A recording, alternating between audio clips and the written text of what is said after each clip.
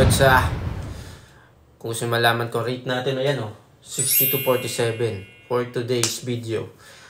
September 27, Friday, 60-47 kapag sa Banco de Oro, mga Lods, pag doon kayo magpapadala.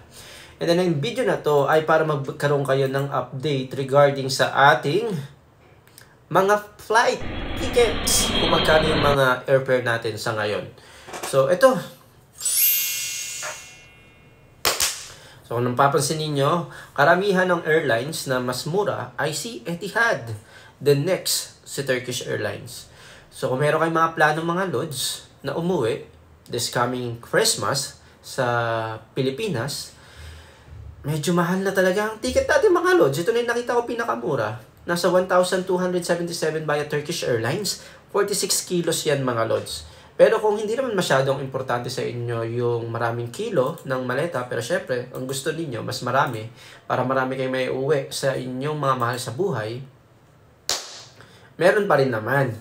Pero ang mamahal na ng mga December, so everyday ko pag-check ng mga airlines at ng mga tickets, kung magkano, ang mamahal na ng December, katulad nito, December 2 to January 3. Diyan na kayo nag-Christmas at diyan na kayo nagbagong taon. Ang pinakamura ay via Qatar Airlines. Merong 45 kilos. Nasa 1,707 mga Lods. At konti lang yung oras ng biyahe nito. Bibigyan ko kayo ng idea. For example, mula dito sa Madrid to Doha, ayan, maghihintay lang kayo doon ng 1 hour and 30 minutes.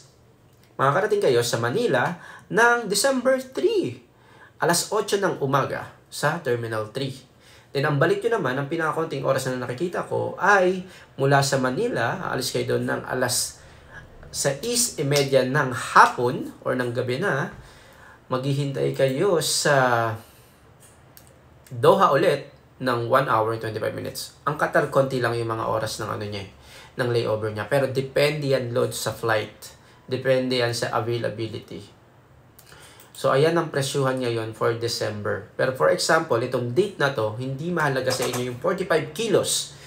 Meron pa naman tayong isa pang option. Kung Madrid to Manila, Manila to Madrid. Kung hindi importante na maraming kilo ng maleta, meron pa rin tayong makikita sa Air China. Sa Air China, nasa 898. Pero 23 kilos lang yan. At, syempre, mahaba ang oras ng biyahe. Ayan yung, ano natin, ayan yung cons, kumbaga. Disadvantage ng mura yung ticket, pero mahaba naman yung oras ng biyahe or yung layover. Sa layover talaga tayo po, tinataga Nasa 12 hours and 45 minutes ang paghihintay sa Beijing kung manggagaling dito sa Madrid papunta ng Manila. 12 hours and 45 minutes. At yung pabalik naman, mga Lods, yung pinakakonti na oras, okay? 15 hours lang naman maghihintay sa Beijing. Mula Manila to Beijing, tapos Beijing to Madrid. 15 hours kayong maghihintay sa inyong layover. So, yan mga Lods.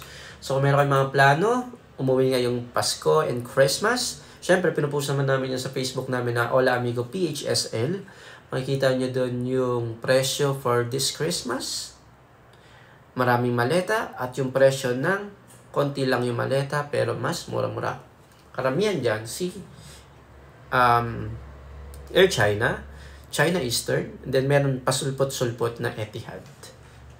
Ayan mga Lods, so kung gusto ninyong umuwi at naghanap kayo ng mas kaya, affordable na ticket, message na kayo sa akin. Itong mga in-endorso ko ay mula sa Madrid to Manila, pero pwede rin naman ako maghanap sa ibang bansa. Okay? So, yung mga matatagal pa for December, pasok pa yan sa financing natin. Yun nga lang, meron tayong interest kapag financing. Pwede tayo magbayad hanggang 2 beses. Okay, mga Lods? Bueno, hanggang sa susunod na update, update ko ulit kayo sa mga kaganapan pagdating sa airline tickets. Napaka-importante niyan sa mga gustong umuwi ngayong Christmas at doon mag-spend ng holiday sa kanilang mga pamilya. Bueno, maraming salamat and sa luwi ko mga Lods. Ciao!